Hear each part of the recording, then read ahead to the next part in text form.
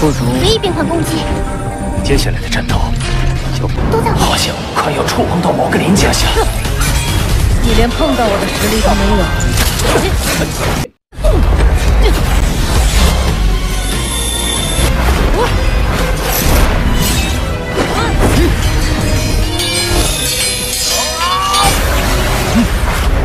是一种难以跨越。多伊并非只有如此，身体结晶化能增强防御。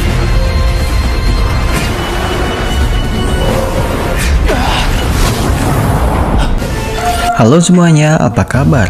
Dan selamat datang di dunia Zualistar, yang mana kali ini memasuki episode ke-69.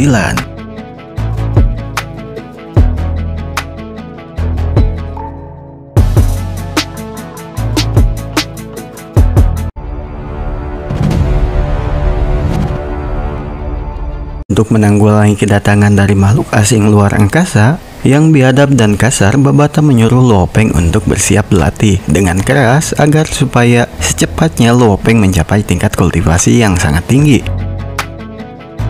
Luopeng pun membenarkan perkataan Babata dan ia pun mulai bersiap. 准备好了。迟早年内不止一个外星文。 Kemudian Luopeng pun menyilangkan kakinya dalam bentuk bersila. Kemudian ia masuk ke dalam alam virtual yang dikhususkan untuk Luofeng. Di kastil merah tersebut juga Babata akan menyiapkan Luopeng untuk menerima warisan dari tuannya Huyanmo yang memerlukan kualifikasi yang tinggi. Maka Babata akan membantu Luopeng semaksimal mungkin ke tahapan tersebut dengan cara melatih Luopeng dengan intens.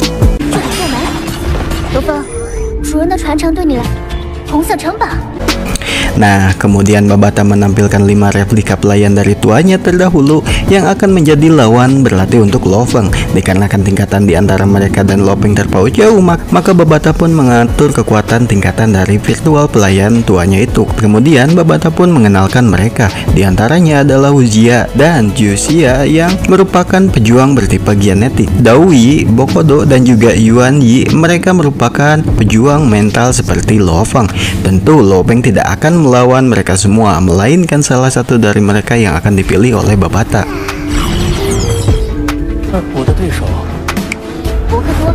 Ya, lawan tanding Luopeng ialah wanita yang tingginya 3 meter dan berkulit pucat serta memiliki cula 1, yang mana ia juga sering merebut tubuh dari ras unggulan di alam semesta lainnya demi mengejar kekuatan. Bahkan ia juga tak sungkan untuk membantai klannya sendiri, yaitu ras kristal yang salah satu ras tertinggi di alam semesta. Dan dialah yang tak lain adalah Daoyi. Babata juga mengingatkan Luopeng supaya berhati-hati. Pasalnya, walaupun kekuatan Daoyi dibatasi, akan tetapi masih jauh di atas Luopeng, yang artinya sangat berbahaya. Dan perkataan Babata pun diakhiri dengan memasukkan kesadaran terdahulu milik Daoyi ke tubuh replika Daoyi saat ini.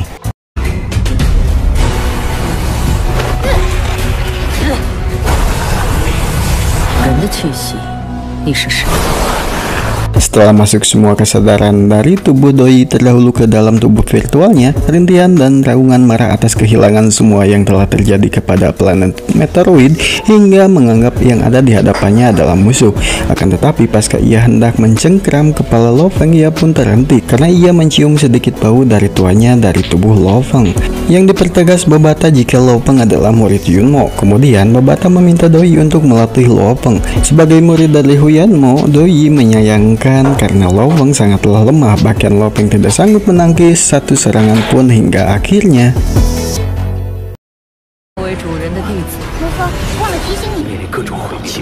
Ya, ternyata Luopeng tidaklah mati dalam serangan itu. Akan tetapi walaupun dalam bentuk virtual layaknya game yang mempunyai nyawa 9999, namun perkembangan latihan, bahkan rasa sakit dan luka ataupun rasa kematian dari tubuh virtual ini 100% akan dirasakan oleh tubuh utama dari Luopeng. Kini Luopeng yang sudah hidup kembali, kini ia bersiap untuk berlatih kembali melawan Daoyi. Nah, agar suasana semakin mendukung, maka Babata mengganti medan latihannya ke medan pertempuran dari planet Meteoroid milik Huyanmo agar terasa dramatis. Kemudian pertarungan pun dimulai.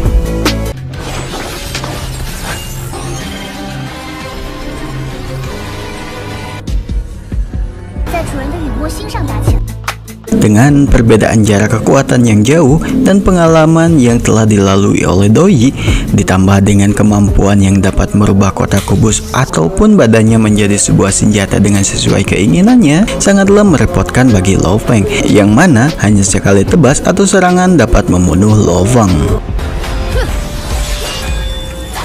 Bukan Lo Feng namanya jika ia menyerah, ia pun berusaha terus-terusan dan menggunakan teknik terkuat miliknya secara bergantian untuk melawan. Pemanfaatan senjata Forbidden Shuttle pun menjadi solusi. Perisai gunung, bor penghancur, bahkan teknik 9 guntur ia gunakan.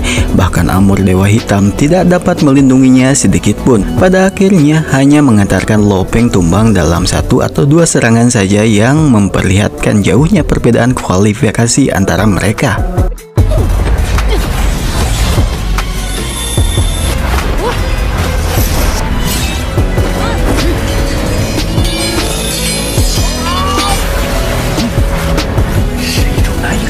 Hingga pada akhirnya Lo Feng yang mati-matian berusaha menemukan hasil yang cukup memuaskan. Diawali dengan mengumpulnya energi di titik dantian, hingga berakhir Lo Feng menerobos ke tingkat star tahap 1 dan membagikan genetik tubuh Vajra, kristal diamond yang sangat langka. Yang mana pada umumnya semua pejuang yang menyerap energi kosmik akan diubah dan menghasilkan 8 jenis energi genetik seperti emas, kayu, air, api, tanah, guntur, angin, dan juga cahaya. Dan dengan tubuh Vajra Golden Diamond ini, tubuh Lo Feng meningkat secara kekuatan dan juga daya tahannya.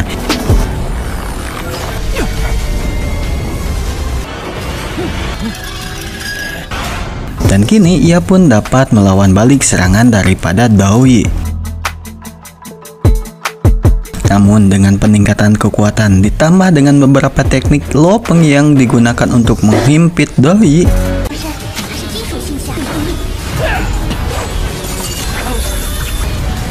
tubuh kristal Doi ini tak hanya dapat melakukan pertahanan ataupun menyerang yang sangat sempurna.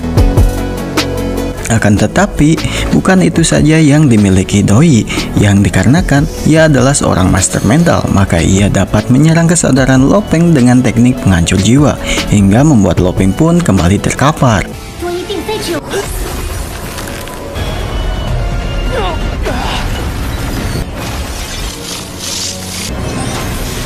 Ya, itu adalah teknik rahasia dari planet Yunmo, pagoda ruang kehampaan, yang dapat menyerang untuk merusak jiwa. Dan teknik itu pula yang nantinya akan Lo Feng pelajari selanjutnya, yang berarti walaupun Lo Feng babak belur, akan tetapi Lo Feng lulus dalam ujian tahap pertama.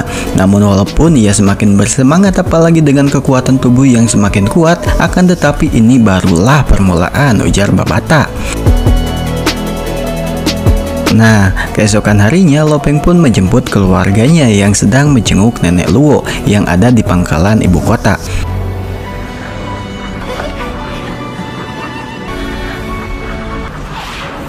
Sementara Lo Feng kini ia memasuki latihan tahap kedua, yang mana ia harus latihan tanding melawan Doi di bawah tekanan gravitasi 1088 kali dari gravitasi bumi yang tertumpuk pada Lo Feng seberat 70 ton. Hanya untuk menjaga tubuhnya saja dan untuk berdiri, Lo Feng sangat kesusahan apalagi untuk bergerak. Sedangkan Doi dengan leluasanya ia dapat bergerak. Dengan beberapa keluhan, Babata mencari komponen untuk merakit pesawat luar angkasa Meteoroid. Akan tetapi ia tidak menemukan hasil yang ia inginkan dan hanya sebongkah rongsokan saja. Dan berharap Lo Feng akan mengumpulkan barang yang sedikit berguna untuk lain kali. Kemudian ia melihat perkembangan latihan Lo Feng, yang mana ia sudah mulai terbiasa dengan gravitasinya. Tak hanya itu, kini Lo Feng juga dapat menggunakan armor rotan Rubbing Cold dan menjadi pertahanan kuat yang ia miliki saat ini.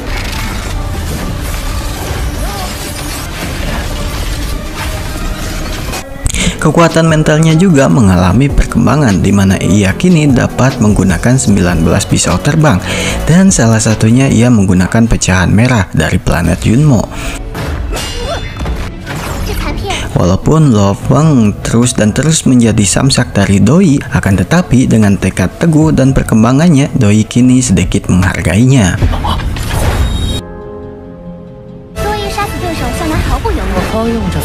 Singkat cerita, setelah latihan tanding, kini ia berlatih kultivasi dalam ruangan gravitasi dengan tekanan 1910 kali lipat dari bumi dan menyerap kristal mulia. Nah, pada saat Lopeng memasuki tingkat start tahap 1, di dalam bawah sadarnya terbentuk planet kecil yang akan terus berkembang sesuai perkembangan kekuatan mentalnya. Hasil upayanya kali ini juga membuahkan hasil, di mana kekuatan mental Lopeng naik ke tahapan start tingkat 2. Namun untuk melawan Doi ia merasa belum cukup, makanya ia terus memahami metode-metode yang telah disiapkan oleh Babata. Hingga latihan tanding kesekian kalinya akan dilakukan kembali oleh Lopeng. Namun sayangnya latihan tanding yang kesekian kalinya itu akan tertunda dan akan dilanjutkan di minggu ke depan. Terima kasih sudah menonton dan assalamualaikum.